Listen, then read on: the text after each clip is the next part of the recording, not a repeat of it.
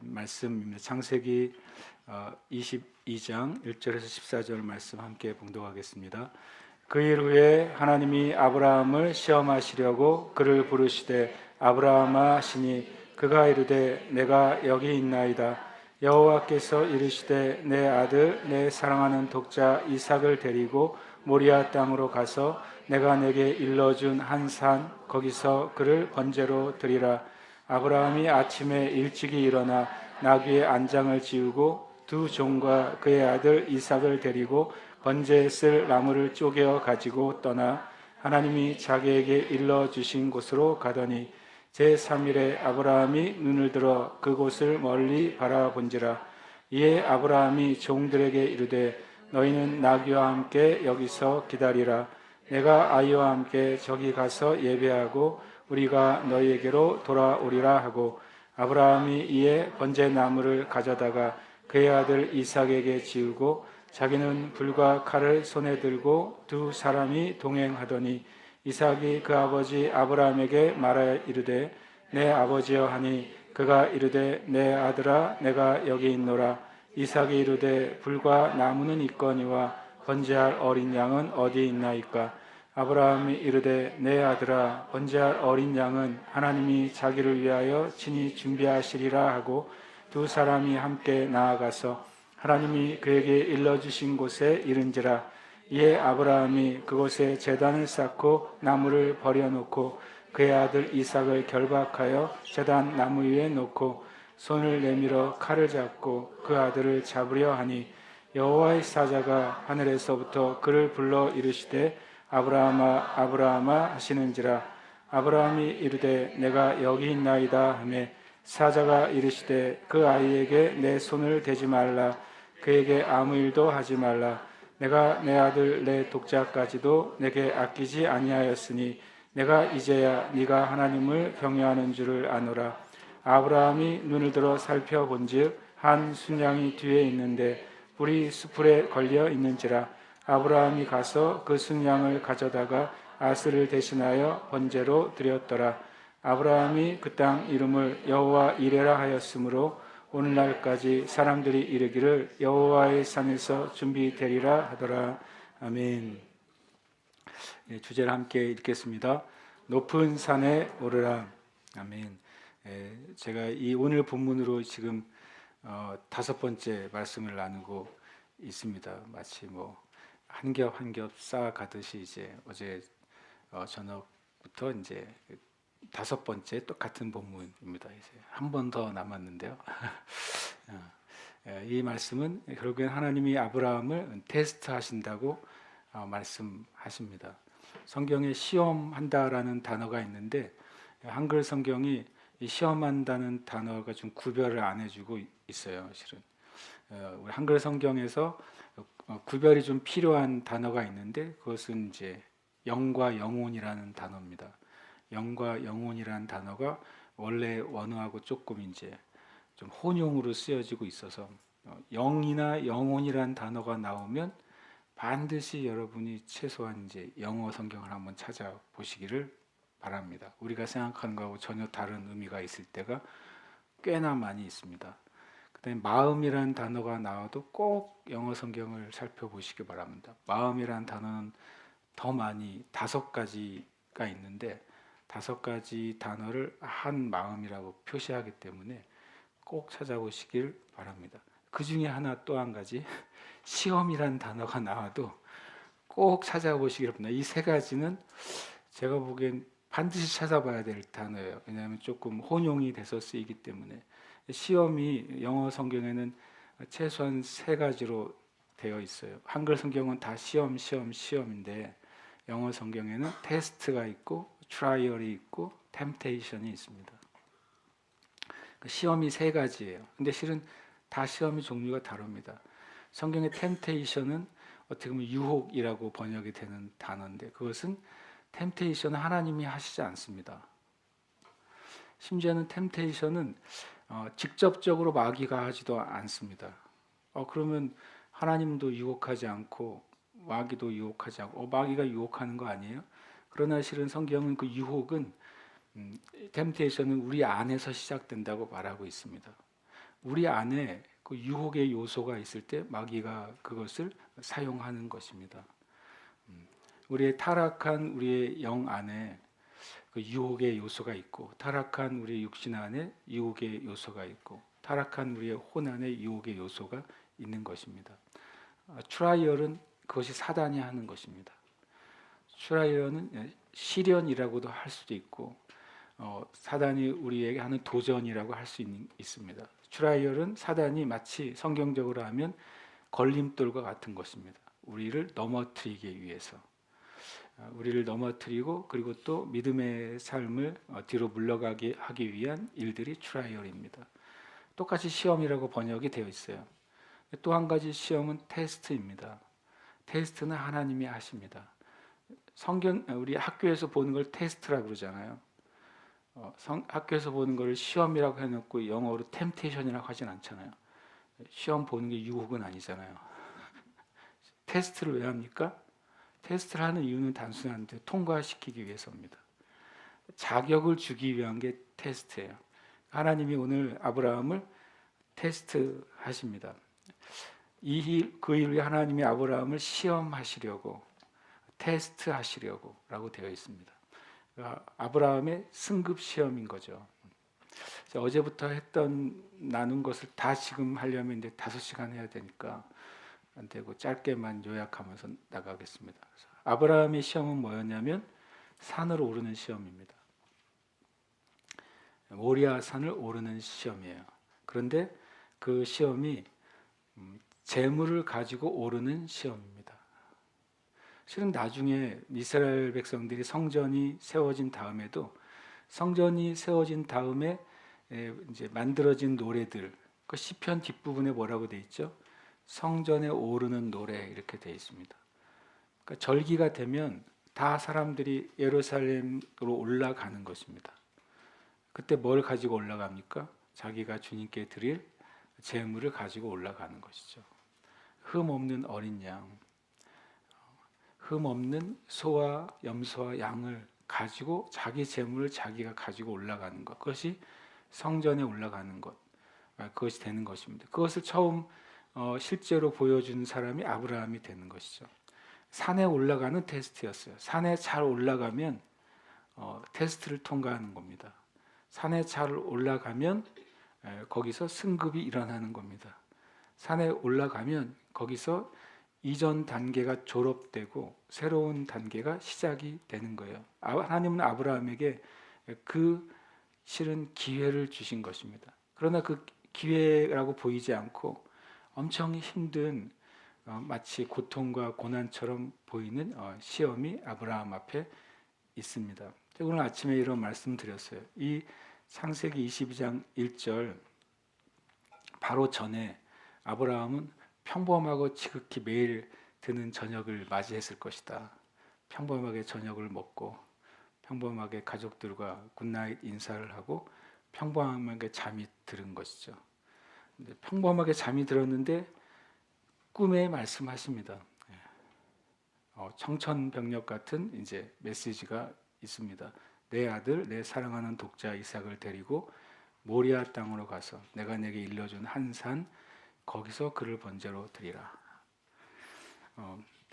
성경 가운데서 사랑이라는 단어가 처음 나온 문장입니다. 사랑이라는 단어가 이때 처음 등장합니다.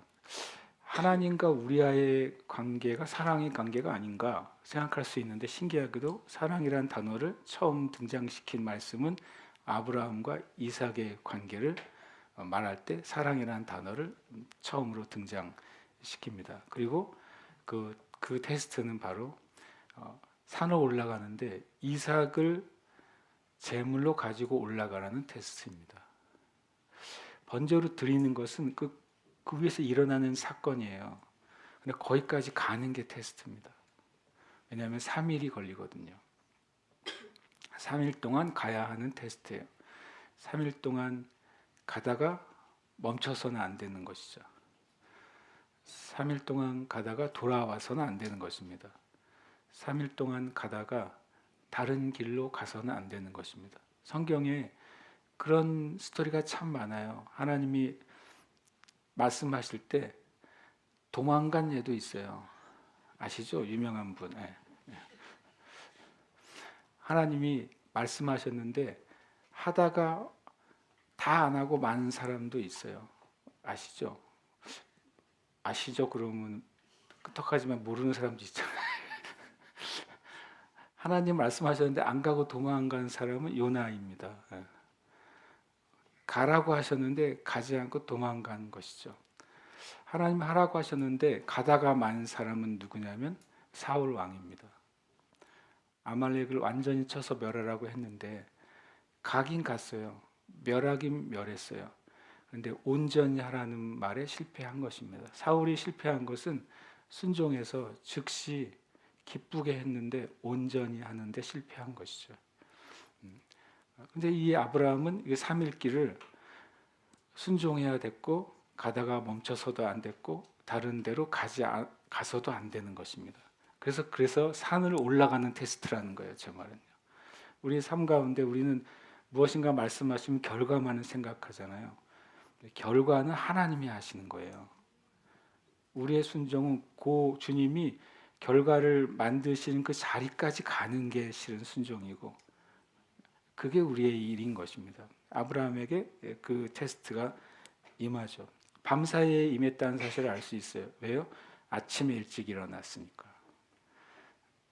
평범한 저녁으로 누웠는데 아침에 일어날 때는 평범하지 않은 상태로 일어난 거예요. 엄청난 실은 큰 문이 있는 것입니다.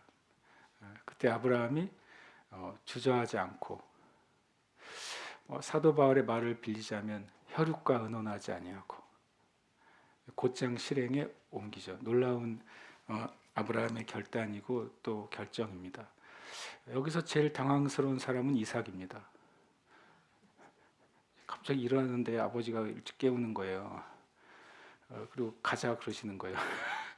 이게 3일간의 여정이 될 줄은 몰랐을 거예요. 그 여정이 자기가 죽을 여정인 것은 몰랐을 거예요. 아브라함한테는 아버지 아브라함 이삭을 깨우니까 그가 일어나서 나귀 안장을 지우고 두 종과 함께 아들 이삭을 데리고 번제에 쓸 나무를 쪼개 가지고 그곳으로 출발하는 것이죠. 아브라함은 즉시 순종합니다. 놀라운 아브라함의 순종이고 믿음이에요. 우리는 말씀하시면 주님의 말씀인지 한 일주일 고민합니다. 일주일 고민하는데 잘 모르겠으면 목사님에게 전화합니다. 전화해놓고도 모르겠으면 일단 한 금식도 합니다. 그런데 아십니까? 정직하게 말해서 하나님이 여러분에게 말씀하셨다면 여러분이 모를 리가 없어요. 하나님이 그렇게 존재감이 없는 분이세요? 거짓말이에요. 모르겠다는 말은요. 나에게 이런 말씀과 감동과 또 이걸 주셨는데 하나님이 말씀이 아닌지 모르겠어요. 이미 아닌 거예요. 우리가 하나님이란 분을 그렇게 얼마나 작게 여기는지 몰라요. 하나님이 온 우주보다 크시잖아요. 만물 위에 계시고 만물 안에 계시고 만물을 충만케 하시는 분이시잖아요. 그분이 여러분에게 어떤 수단과 방법으로든 말씀하셨다면 그걸 우리가 헷갈리게 말씀하실 거예요. 하나님이요. 우리의 엄청난 오해가 있어요. 왜 주님의 음성을 들으려고 일주일 사람들이 시간을 갖는 줄 아세요? 곧장 순종하기 싫어서 그래요. 약간 인터벌을 두고 하나님 좀 마음을 바꾸셨으면 좋겠다는 생각이 있어서 그래요. 그거 어떻게 아냐고요? 제가 많이 해봤어요. 제가 엄청 많이 해보고 어떨 때는 이거 주님 말씀하셨는데 누가 물어보면 주님의 뜻인지 아닌지 내가 분별하기 위해서 기도한다고 그래요. 그 한마디로 말하면 뭔지 아세요? 뻥이에요. 내 영 깊은 곳에는 알고 있는 거예요. 그러니까 하나님의 뜻인 줄 내가 알고 있어. 그런데 지금 내가 즉시 순종할 준비가 안 돼 있어요. 기꺼운 마음으로 그것을 이렇게 아브라함처럼 발을 뗄 준비가 내가 안 돼 있어요. 하나님도 아시죠? 기다려 주시는 거예요. 내가 순종할 준비가 될 때까지 내가 이제 첫 순종의 걸음, 믿음의 걸음을 뗄 때까지 기다려 주시는 것이 하나님의 은혜지 모를 리가 없어요. 저의 결론은 모를 리가 없다예요. 하나님이 그렇게 희미한 분이 아니세요. 여러분과 제 안에 계신 성령님이 그렇게 희미한 분이 아니세요. 모를 리가 없어요. 다만 우리가 지금 말씀하신 것과 내 안에 있는 하나님의 말씀이 만나지를 못할 때, 그때 힘든 거예요. 하나님이 주시는 감동과 내가 가지고 있는 말씀이 없으니까 그게 만나지를 못해요. 그러면 정말 힘든 것이죠. 아브라함은 일찍이 일어났습니다. 그리고 주저없이 발걸음을 딛습니다. 그 걸음이 정말 어려운 걸음이었다고 제가 말씀을 드렸어요. 왜냐하면 제3일에 아브라함이 눈을 들어, 세번역 성경은 제3일에 되어서야 눈을 들 수 있었다 이렇게 표현했습니다. 3일 동안 그 산을 향해서 눈을 들 수가 없는 거예요. 차마 3일 동안 묵묵히 걷는 아브라함인 것이죠. 이삭도 영문도 모르는 채 아버지를 따라가는 것입니다. 3일 길이니까 같이 먹고 같이 잤을 거 아니에요. 그동안의 아브라함이 마음이 어땠을지 우리는 잘 몰라요. 토라에 보면, 그리고 이제 토라 포션에 보면 유대 랩비들이 써놓은 글이 있어요. 아브라함이 3일 길을 가는 동안 머리가 완전히 백발이 됐다고 기록했습니다. 그 3일 동안의 아브라함의 마음이 얼마나 주님께 순종하는데 얼마나 마음에 깊은 고통이 있었는지, 3일 만에 머리가 완전히 백발이 되었다라고 유대 랍비들은 그렇게 해석을 해놨어요. 그게 사실인지는 모르지만 그럴 만도 한 3일이었다는 거예요. 100년 만에 하나님이 주신 그 아들을 이제 10대 후반이 돼서 얼마나 이쁘고 사랑스럽고 볼 때마다 아브라함에게 얼마나 큰 기쁨이 됐겠어요. 그 아들을 주님이 말씀하시기 때문에 이해가 돼서가 아니라, 주님께 드리면 뭔가 받을 걸 기대해서가 아니라, 내가 만난 하나님은 신뢰할 만한 분이기 때문에 하는 거예요. 이해가 돼서 하는 게 아니라 하나님은 신뢰할 만한 분이지, 한 번도 나에 대해서 하나님이 행하신 일들이 나쁜 것을 행하신 것이 없지라는 사실을 알기 때문에 하는 것이죠. 그러나 아브라함의 그 마음은, 그 아브라함의 정서와 감정과 혼은 고통스러운 것입니다. 실은 그렇게 3일째 돼서야 눈을 들어 바라보게 됐습니다. 그리고 아브라함이 결단하는 말을 합니다. 너희는 나귀와 함께 여기서 기다리라. 내가 아이와 함께 저기 가서 예배하고 우리가 너에게로 돌아오리라. 아침 9시에 계신 분들 똑같은 말을 들으시는데, 어쨌든 이 말이 놀라운 아브라함의 첫 번째 믿음의 고백이었다고 말씀을 드립니다. 아브라함이 순종할 마음이었다면 갔다가 혼자 와야 되는 것이죠. 그렇죠? 이렇게 말해야 됩니다. 가서 아브라함이 이삭을 번제로 드리고 돌아올 결심이 끝났다면, 너희는 나귀와 함께 여기서 기다리라. 내가 아이와 함께 저기 가서 예배하고 내가 너희에게로 돌아오리라. 내가라는 말을 참아 못하겠으면 예배하고 너희에게로 돌아오리라, 이 정도로 말하게 됐을 거예요. 그게 사실이라면 그렇잖아요. 그런데 성경은 우리가 너에게로 돌아오리라라고 아브라함이 말했다는 겁니다. 엄청난 비밀의 말이죠. 아브라함이 불순종을 결심했나? 플랜 B를 생각하고 있나? 그게 아닌 거죠. 아브라함은 온전히 순종할 결심을 가지고 있었고, 하나님은 네가 온전히 순종했다고 인정해 주셨으니까. 그런데 아브라함은 고백했어요. 믿음으로요. 우리가 너에게로 돌아오리라. 이것이 아브라함의 믿음이에요. 저와 여러분의 믿음에 있어서 조상 아브라함의 믿음이에요. 아브라함의 믿음을 가진 자는 아브라함에게 속한 축복을 받습니다. 아브라함은 창세기 15장에서 하나님께 의로 여기심을 받았어요. 의는 하나님께 전적으로 우리가 받는 것입니다. 아브라함은 행위로 의롭게 되지 않았습니다. 하나님을 믿음으로 의롭게 됐습니다. 창세기 15장에서 그가 하나님을 믿음에, 그 말은 하나님이 하신 말씀, 내가 너의 자손으로 하늘의 별과 바다의 모래같이 되게 하리라 하신 그 말씀하신 하나님을 믿음에 하나님이 그것을 의로 여기시고 말씀한 것입니다. 믿음의 의는 말씀을 믿는 믿음입니다. 믿음은 어디서 납니까? 들음에서 나오고, 들음 어디서 나옵니까? 기름 부음 받은 그리스도의 말씀으로부터 오는 것입니다.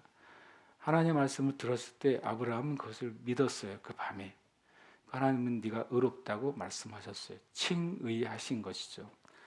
근데 아브라함이 칭의는 온전히 받은 것입니다. 그러나 하나님은 이제는 네가 받은 믿음의 의를 하나님이 보기를 원하셨어요.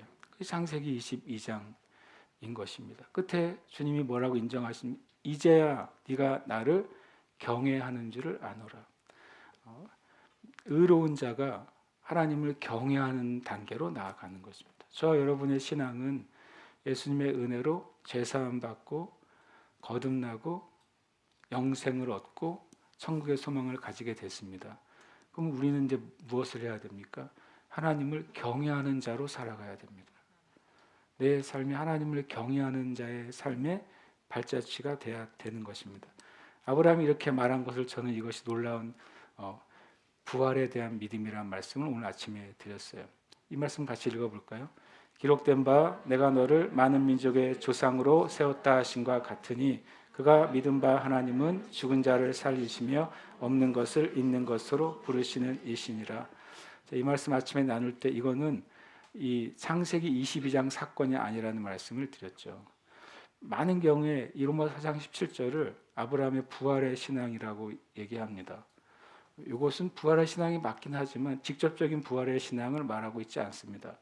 그냥 로마서 4장 17절 이후에 있는 내용은 이삭을 바치는 내용에 관한 믿음이 아니라 이삭이 태어나는 것에 대한 믿음이기 때문에 그렇습니다. 이삭이 태어나는 것 과정 가운데 아브라함이 가진 믿음. 여기서 죽은 자는 누굽니까? 죽은 자는 바로 아브라함 자신인 것입니다. 자식을 생산할 능력이 죽은 아브라함인 것입니다. 자녀를 잉태할 능력이 죽은 사라를 말하는 것입니다. 하나님은 내가 너를 많은 민족의 조상으로 세웠다. 이 말이 실제가 되려면 자녀를 낳을 수 있는 기능을 잃어버린 아브라함과 사라에게 자녀를 낳을 수 있는 생명이 들어가야 되는 것입니다. 그래서 하나님은 죽은 자를 살리시며 이 약속이 사실이 되려면 죽어있는 아브라함과 사라의 몸에 생명 얻는 능력이 들어가야 되는 것입니다. 그래서 하나님이 그런 하나님이라고 믿었다는 것입니다. 없는 것을 있는 것으로 부르시느니 이 없는 것이 이삭입니다. 사라의 태에 이삭이 없었어요.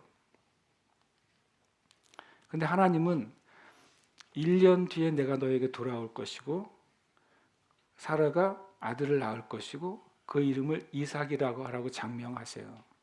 하나님은 없는 이삭을 있는 존재로 부르시는 것입니다.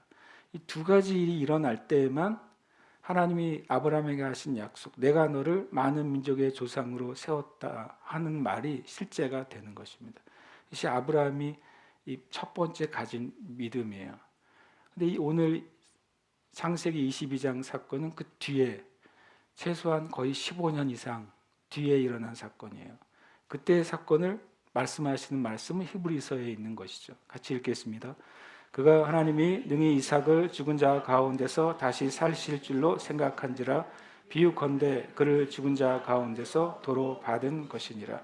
이 히브리서 11장 19절이 창세기 22장에서 있었던 믿음을 말하고 있는 것입니다. 아브라함의 믿음이 자기 자신을 향한 믿음에서 이제 이삭을 향한 믿음으로 확장이 된 것입니다. 이 3일 길의 여정 가운데 아브라함이 결론을 내렸어요. 무슨 결론이요? 하나님은 이삭을 죽은 자 가운데 다시 살리실 것이다 라고 생각했다고 합니다. 그리고 한 말이 뭡니까?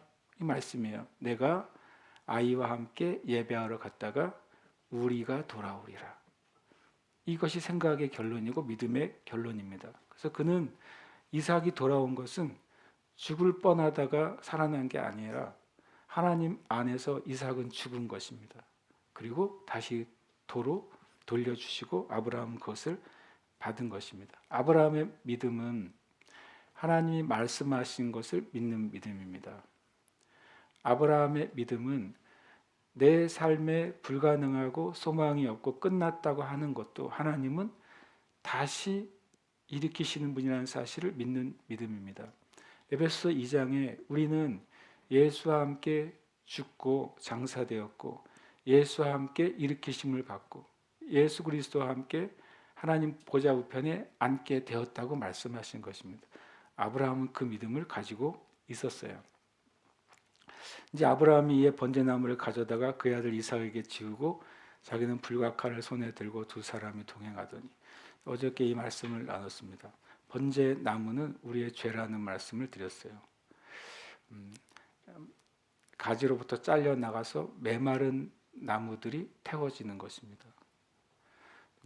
우리의 삶에 예수님으로부터 떨어져 나간 모든 생각과 말과 행동은 죽은 나무 가지들입니다. 사람들이 그것을 모아다가 불에 던져 사르느니라, 요한복음 15장에서 말씀하시죠. 그 번제나무를 이삭이 지고 올라간 것입니다. 이삭이 번제물이 돼서 죽고 태워질 때 나무가 같이 타는 것입니다. 우리가 예수님 안에서 죽을 때 우리의 죄가 같이 타는 것입니다. 그것이 우리에게 생명을 주는 통로가 되는 것이죠. 이 이삭과 번제나무가 함께 타서 사라지기 위한 도구가 불과 칼입니다. 불과 칼이, 실은 불과 칼은 생명을 뺏는 도구잖아요. 알고 보면요. 생명을 뺏는 도구예요. 멀쩡한 산에 불이 붙으면 산의 생명이 사라지는 것입니다. 어떤 물건에 불이 붙으면 그 물건이 완전히 타서 없어지는 것이 불입니다. 불은 태우는 것이니까요. 칼도 마찬가지죠. 무서운 말이지만 살아있는 생명에 칼이 들어가면 생명을 잃어버리는 것입니다. 생명을 빼앗는 두 도구가 놀랍게도 생명을 얻는 도구가 되는 것입니다. 그것이 하나님의 놀라운 일이죠. 하나님이 부흥을 일으킬 때도 이 불과 칼을 사용하십니다. 불은 하나님이 붙여주시는 기름 부음과 하나님의 놀라운 부흥의 불길입니다. 그것은 계속 퍼져나가게 되어 있으니까요. 그리고 칼은 바로 좌우의 날선 검인 하나님의 말씀입니다. 이 성령의 횃불과 말씀의 검은 거듭나지 않는 자에게 임하면 그를 죽입니다. 하나님의 영광은 죄인을 만나면 그 죄인을 죽이는 거예요. 하나님의 임재는 죄인이 그 임재를 받으면 죽는 것입니다. 그러나 거듭난 자에게는 이 불과 칼은, 성령의 기름 부음과 진리의 말씀은 놀라운 하나님의 역사의 통로가 되는 것입니다. 그렇게 올라가서 불과 나무는 있거니와 번제할 어린 양은 어디 있습니까? 굉장히 슬픈 질문이라고 그랬어요. 이 아브라함이 대답하고 싶지 않은 질문이죠. 말해주고 싶지 않은 질문이죠. 두려운 말이잖아요. 번제할 어린 양이 너야라고 말해줘야 되는 질문이에요. 답이에요. 그때 이 아브라함이 뭐라고 말합니까? 하나님이 자기를 위하여 친히 준비하시리라. 어제 제가 밤에 이 말씀을 한참 나누었습니다. 이 말이 이중적이라고요. Provide for himself는 두 가지로 해석됩니다. 하나님 자신이 준비되신다.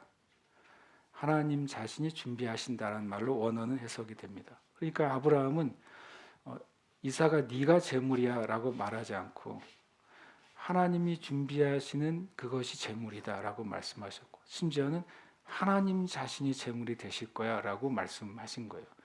놀라운 아브라함의 정말 영적인 안목입니다. 성경은 이렇게 말씀하십니다. 예수님이 십자가에 죽으신 사건은 한쪽을 위한 사건이 아니라 양쪽을 위한 사건이라고 말합니다. 이 말씀 같이 읽어볼까요? 이 예수를 하나님이 그의 피로써 믿음으로 말미암는 화목제물로 세우셨으니 이는 하나님께서 길이 참으시는 중에 전에 지은 죄를 간과하심으로 자기의 의로우심을 나타내려 하심이니 곧 이때 자기의 의로우심을 나타내사 자기도 의로우시며 또한 예수 믿는 자를 의롭다 하려 하심이라. 아멘. 예수님이 십자가에 죽으심은 첫 번째 놀랍게도 하나님을 의롭게 하는 행위였어요. 하나님 우리를 정말 사랑하시는데 우리를 구원하시는 것이 합당하려면 우리가 죄가 없어야 되는 것입니다. 그래야 하나님이 의로우신 거예요. 내 자식이니까 내가 그냥 용서해 줄게. 이것이 하나님의 불의가 되는 것입니다. 하나님은 죄 있는 상태로 우리를 받으실 수가 없어요. 그래서 예수님이 하나님이 의로운 존재라는 것을 증명하시기 위해서 죽으신 것입니다. 예수님이 죽으셔서 화목 제물이 되셨기 때문에 이제 하나님이 우리를 마음껏 구원하셔도 되는 거예요. 하나님이 의롭게 구원하시게 된 것입니다. 반대로 우리는 하나님의 영광에 이를 수 없는 존재라고 로마서 3장 23절에 말씀하고 있어요. 그러니까 죄로 말미암아 죽었고 하나님의 영광에 이를 수 없는 존재가 돼버린 거죠.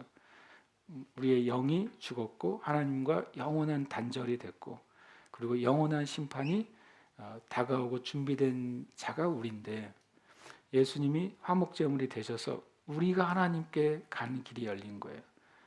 예수님이 나의 죄가 되셨으니까, 예수님이 나의 죄를 대신 지셨으니까, 예수님이 나의 죄를 덮으시고 제거하셨으니까 내가 이제 하나님께 가는 길이 열렸어요. 예수님 쉽게 말하면 쌍방통행의 길을 여신 거예요. 하나님도 의로운 하나님이 되시고 우리도 의로운 자가 돼서 만나게 하신 사건, 그것이 놀라운 이제 주님의 사건이죠. 그러면서 다시 읽겠습니다. 자기 아들을 아끼지 아니하시고 우리 모든 사람을 위하여 내주시니가 어찌 그 아들과 함께 모든 것을 우리에게 주시지 아니하시겠느냐. 이제 예수님이 길을 여셨기 때문에 하나님이 이제는 마음껏 우리에게 쏟아부으실 수 있게 된 것입니다. 마음껏이요. 만약에 하늘에서 돈다발을 쏟아놓는다면 땅에 있는 사람은 어느 누구도 그걸 다 받을 수는 없을 거예요. 다 흩어지겠죠. 온 세상으로. 그러면 하늘에서 땅에 쏟는데 어떤 큰 통로가 하나 생겨서 쏟아낸다면 원하는 사람이 받게 될 것입니다. 실은 놀라운 사건이죠. 예수님이 길을 여셨기 때문에 히브리서는 예수님이 가신 길을 새롭고 산 길이라고 말씀하셨어요. 새로운 길이고 살아있는 길이에요. 그 말은 계속된다는 거죠. 계속 살아있어요. 계속 유효한 것입니다. 계속 효력을 발생하는 길이 예수님이신 거예요. 그래서 하나님 이제부터는 예수님을 통해서 끊임없이 부을 수 있게 된 것입니다. 예수님 뭐라고 말씀하십니까? 너희가 이전에는 내 이름으로 기도하지 아니하였으나 이제는 내 이름으로 기도해라. 그러면 아버지께서 너희에게 주실 것이다. 놀라운 말입니다. 실은 그 전까지는 누구도 예수님의 이름으로 기도하지 않았어요. 구약에 수많은 기도문들이 있잖아요. 예수님의 이름으로 기도한 기도문은 없습니다. 심지어 주님이 그 말씀 하시기 전에 가르쳐 주신 기도가 뭡니까? 주기도문입니다. 주기도문은 표현을 잘해야 되겠지만 예수님이 내 이름으로 기도하라 하기 전에 주어진 기도문이에요. 주기도문은 누구의 이름으로 기도하죠? 예수님의 이름으로 기도합니까? 아닙니다. 주기도문은 하나님의 이름으로 기도합니다. 주기도문 시작해 볼까요? 하늘에 계신 우리 아버지여 이름이 거룩히 여김을 받으시며. 주기도문에 나오는 이름은 하나님의 이름이에요. 맨 끝에도 어떻게 되어 있습니까? 나라와 권세와 영광이 누구에게 있습니까? 아버지에게 있습니다. 아직 예수님이 구원을 완성하지 않으셨기 때문에 아버지의 이름으로 기도하라고 가르쳐 주신 것입니다. 근데 주님이 바꾸셨어요. 이제부터가 언제입니까? 주님이 구원을 완성하신 이후에는 여러분 하나님 이름으로 기도하십니까? 그 하나님의 교회 되십니다. 하나님의 교회가 뭔지 모르신 분은 집에 가서 찾아보시고 이단입니다. 말이 무섭지 않아요? 하나님의 이름으로 기도하면 이단이에요. 이거 앞뒤만 자르면 큰일 나는데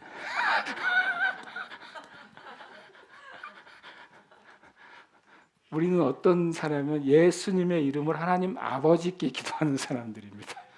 그걸 누가 정하셨어요? 예수님이 정하신 거예요. 이제부터는 내 이름으로 기도하라. 그러면 아버지께서 들으시리라. 뭐 때문에? 이 사건 때문입니다. 자기 아들을 아끼지 아니하시고 우리에게 주셔서 그게 길이 된 거예요. 하나님 우리에게 그 길을 통해서만 주시겠다고 결정하신 것입니다. 그리고 14절에 그가 우리를 대신하여 자신을 주셨다고 말씀하셨어요. 아브라함이 말한 것, 하나님이 준비하시리라, 하나님이 친히 준비하시라는 두 가지 똑같은 해석이 나옵니다. 하나님 자신이 제물이 되시는 것, 하나님 자신이 준비하시는 것이 됩니다. 함께 읽겠습니다. 이는 하나님의 영광의 광채시요 그 본체의 형상이시라. 그의 능력의 말씀으로 만물을 붙드시며 죄를 정결하게 하는 일을 하시고 높은 곳에 계신 지극히 크신 이의 우편에 앉으셨느니라. 히브리서 1장 1절과 2절은 전에는 예수님이 오시기 전까지는 선지자들을 통해서 하나님이 말씀하셨다, 이런저런 모양으로. 그러나 마지막 날에는 누구를 통해 말씀하신다고요? 아들을 통해 말씀하신다. 아들이 어떤 분이냐라고 물을 때는 이는, 이 아들은입니다. 아들은 어떤 분이냐면 하나님의 영광의 강체예요. 하나님이란 분이 계신데 그분이 이 땅에 예수님을 통해 영광의 강체라는 사실을 보여주시는 겁니다. 보이지 않는 하나님, 영이신 하나님이 형상으로 나타나신 분이 예수님이신 것이죠. 예수님은 하나님의 독생자이시면서 하나님이신 것입니다. 보이는 하나님이신 것이죠. 그래서 말씀합니다. 창세기 15장 17절에 읽겠습니다. 해가 져서 어두울 때에 연기나는 화로가 보이며 타는 횃불이 쪼개 고기 사이로 지나더라. 긴 이야기를 짧게 하면 하나님 자신이 횃불로서 언약을 행하신 것입니다. 언약 당사자 둘이 해야 될 그 생명의 언약, 죽음의 언약을 하나님이 홀로, 보이지 아니하신 하나님이 영이신 하나님이 보이는 화로와 횃불로서 언약을 맺으시고 죽음의 언약을 하신 것입니다. 아브라함 이 언약에 참여할 자격이 없어요. 아브라함 이 언약에 참여할 수 있는 존재가 아니에요. 하나님이 언약을 스스로 하시고 실제로 골고다에서 하나님이신 예수님이, 하나님의 독생자이신 예수님이 자기 몸을 드리신 것입니다. 그래서 하나님이 준비하시리라. 하나님 자신이 제물이 되신 사건이 바로 실은 모리아산의 사건이 되는 것이죠. 하나님에게 일러주신 곳에 갑니다. 아브라함도 그곳에 제단을 쌓고 나무를 버려놓고, 참 이때도 보면 이삭이 눈에 보이는 거예요. 올라갔는데 이삭이 물었잖아요. 번제할 어린 양은 어디 있어요? 하나님 자신이 되실 거야. 하나님 자신이 준비하실 거야. 올라가는데 없잖아요. 근데 아버지는 제단을 쌓는 거예요. 돌을 하나둘 모아서 제단을 쌓고 그의 나무를 버려놔요. 그리고 이삭에게 슬픈 얼굴로 다가오는 거죠. 칼을 들고 끈을 들고 와서 이삭을 결박할 때 놀랍게도 이삭이 저항하지 않아요. 참 이삭이 참 귀하잖아요. 엄청 귀합니다. 이거 보면 이삭이 그 아버지가 하는 일이 뭔지 이제 알아버렸어요. 내가 재물이구나라는 사실을 알았는데, 10대 후반 계신 여러분들, 여러분이 아버지보다는 빠르겠죠.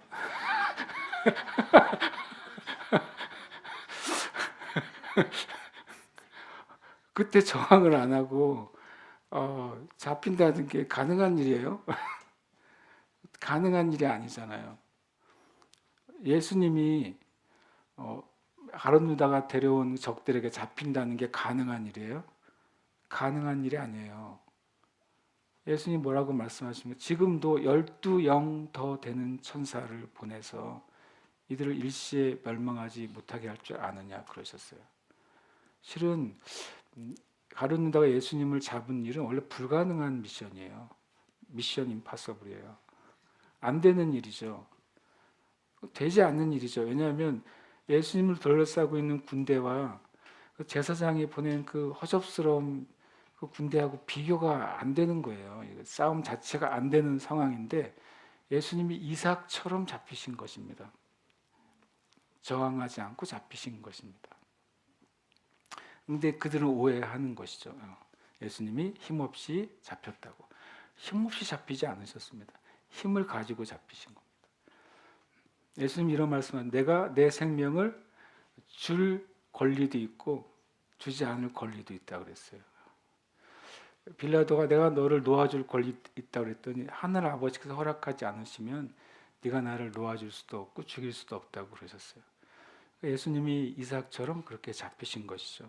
이삭이 그렇게 결박되고 나무 위에 놓여지고 이제는 이제 좀 잔인하지만 아브라함이 무슨 일을 하려고 하는 겁니까? 목을 따는 거죠. 아들의 목을 따는 거예요. 번제는 그런 겁니다. 목을 그어서 모든 피를 쏟아내고 그렇게 하는 것 번제예요. 좀 두렵죠. 손을 내밀어 칼을 잡고 그 아들을 잡으려고 합니다. 아브라함 마와서 이미 이삭을 주님께 드린 거예요. 그때 여호와의 사자가 나타나서 막습니다. 아브라함에게는 정말 이 목소리는 정말 구원의 목소리죠. 구원의 목소리. 그때 사자가 말합니다. 그 아이에게 손을 대지 마라.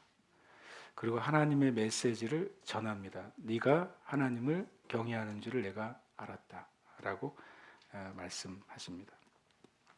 이런 장면들이 성경에 많이 나오거든요. 이 하나님의 인정을 성경이 이렇게 표현합니다. 함께 읽겠습니다. 믿음은 바라는 것들의 실상이요 보이지 않는 것들의 증거니 선진들이 이로써 증거를 얻었느니라. 자, 이로써가 뭡니까? 믿음으로써입니다. 믿음이라는 것은 바라는 것들의 실상이고 보이지 않는 것들의 증거인데 이제 앞으로 말할 선진들이 나옵니다. 누구부터 시작되죠?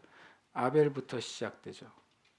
아벨부터 시작되는 믿음의 선진들이 이로써 이게 믿음이에요. 바라는 것들의 실상과 보이지 않는 것들의 증거로 가지고 있는 믿음을 하나님께 보여줌으로써 이 증거가 뭐냐면 위에 있는 증거하고 다른 증거예요. 히브리서 11장 뒤에는 보이지 않는 것들의 증거하고 밑에 있는 증거는 다른 것입니다. 세번역 성경은 그것을 인정이라고 얘기했습니다. 그게 정답입니다. 그러니까 이렇게 원래 번역하면 제일 헷갈리지 않습니다. 믿음은 바라는 것들의 실상이요 보이지 않는 것들의 증거니 모든 믿음의 선진들은 이 믿음으로써 1절의 믿음으로써 하나님께 인정을 얻었느니라 라고 해석하면 딱 맞습니다. 하나님께 인정을 받는 길은 11장 1절의 믿음을 하나님께 보여드려야 돼요. 주님, 저는 내가 바라고 있는 것이 하나님의 말씀 안에서 지금 있다고 나는 주님께 보여드립니다. 뭘로 보여드려요? 우리 입술로요. 하나님, 저는 가지고 있습니다 라고 보여드리는 거예요. 나는 내 몸이 치유되기를 바라요. 근데 그것이 지금 있다고 내가 하나님께 보여드리는 거예요. 하나님은 예수님을 통해서 예수님을 채찍에 맞으심으로 나에게 치유를 주셨다고 말씀하셨으니 제가 바라는 치유를 나는 가지고 있습니다라고 보여드려요. 그럼 하나님이 그 너의 믿음을 보고 내가 너를 인정할게. 그때 치유가 임하는 것입니다. 보이지 않는 것들의 증거는 하나님 우리에게 말씀으로 약속하시고 우리의 부르심을 말씀하세요. 아직 보이지 않습니다. 나타나지 않았어요. 내가 생각해도 한 10년 걸릴 것 같아. 만약에 잘 돼도 10년 걸릴 것 같아. 그런데 나는 증거를 가지고 있어요. 내가 집을 계약을 했는데 1년 뒤에 내게 돼요. 계약서에 사인을 했는데 계약한 날은 3월 1일인데 그 내 집을 양도받는 날은 2027년 3월 1일이야. 근데 내가 계약서를 받았어요. 나는 뭐라고 말할 수 있어요? 나 집 샀어. 집이 누구 거예요? 내 거잖아요. 내가 집에 들어가는 날은 1년 뒤인데 나는 내 거라고 주장합니다. 그게 증거입니다. 하나님이 우리에게 내가 너를 통해 일을 이루리라고 말씀하셨어요. 지금 보이지 않아요. 근데 나는 그거를 하나님의 말씀을 뭘로 여기는 거예요? 계약서에 사인해서 주신 거예요. 하나님이. 나는 이제 말합니다. 나는 이걸 갖게 됐어요. 나는 이런 삶을 살 거예요. 하나님 나를 통해 이것을 이루실 겁니다라고 히브리서 11장 1절의 믿음으로써 계속 하나님께 말하는 것입니다. 그럼 하나님이 인정. 그게 증거입니다. 그리고 하나님은 그때 그것을 이루시는 것입니다. 아브라함은 그렇게 하나님께 인정받습니다. 내가 이제야 네가 나를 경외하는 줄을 알겠다라고 말씀하시는 것입니다.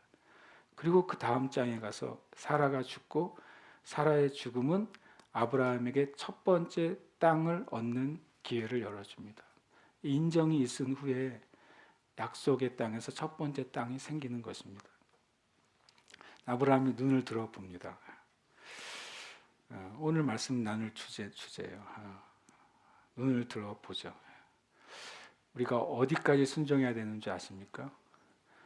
주님이 보여주실 때까지 순종해야 됩니다. 그 순양은 언제 그 산꼭대기에 올라왔을까요? 나는 잘 모르겠어요. 그냥 저는 저를 묵상을 했어요. 아브라함이 산을 올라가는 동안 순양도 올라왔겠구나. 아브라함이 올라가다 멈추면 순양도 멈췄겠구나. 아브라함이 만약에 올라가다 모리아산 말고 딴 산으로 튀었으면 순양도 튀었겠구나 라고 제가 생각하는 겁니다. 같이 올라오는 겁니다. 산 꼭대기에서 누가 양을 칩니까? 그 어떤 한 양이 놀랍게도 가는 거예요. 예수님이 베드로에게 깊은 데로 가서 그물 내리라고 했잖아요. 제가 그때 이런 묵상을 했어요. 진짜 그때 주님이 말씀하시고 베드로 가는 동안 제일 바쁜 애들은 물고기들이에요. 거기로 가야 돼. 베드로도 가는 동안 물고기들도 글로 빨리 가야 돼. 그 포인트에 가야 되는 거예요. 그냥 물고기들이 모여서 그물을 찢을 정도로 돼야 되니까 빨리 모여야 돼요, 걔네들. 저는 이 말씀을 어떻게 이해하게 됐냐면 로마서 8장에 보면 하나님을 사랑하는 자, 그 뜻대로 부르심을 입은 자들에게는 모든 것이 합력한 선을 이룬다. 원래 뜻이 그겁니다. 하나님의 뜻은 다른 모든 일들이 하나님의 일들을 향해 간다는 거예요. 거기서 만나게 될 거라는 겁니다. 아브라함이 이 산을 오르는 테스트를 하는 동안 양이 올라오고 있는 거예요. 합력할 선을 이루려고요. 아브라함의 믿음과 여호와 일의 양이 만나야 합력해서 선을 이루거든요.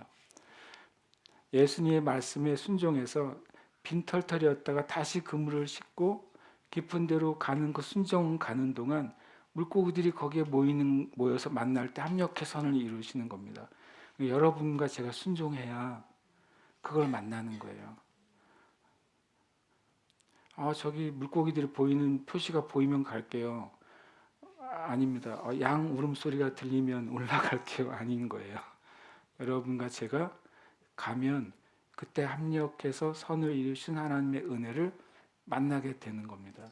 우리는 우리의 감각으로 움직이는 것이 아니라, 우리는 보이는 것을 움직이는 자가 아니라 믿음으로 움직이는 자가 되는 것입니다. 우리가 함께 이 시간 기도하겠습니다. 오늘 여기까지 말씀. 근데 마지막 한 말씀이 이제 마지막 남아 있어서 기도하고 우리가 예배하길 원합니다. 오늘 순서를 좀 바꿨잖아요. 말씀을 가지고 기도하는 시간이니까. 우리가 이 시간 눈을 들어서 봅시다.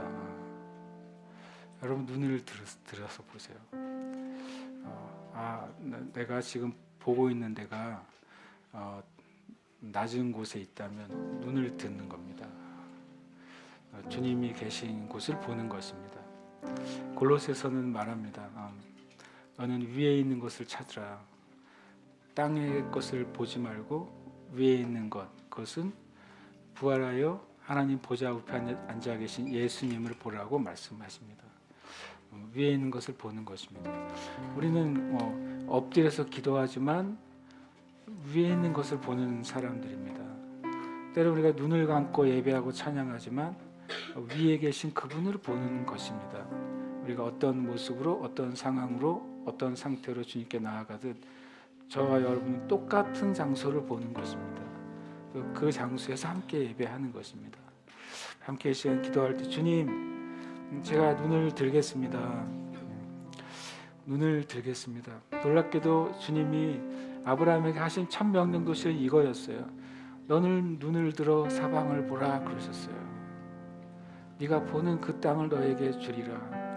근데 아브라함은 땅도 눈을 들어 봐야 되지만 하나님의 때, 하나님의 장소, 하나님의 일도 눈을 들어야 보이는 것입니다.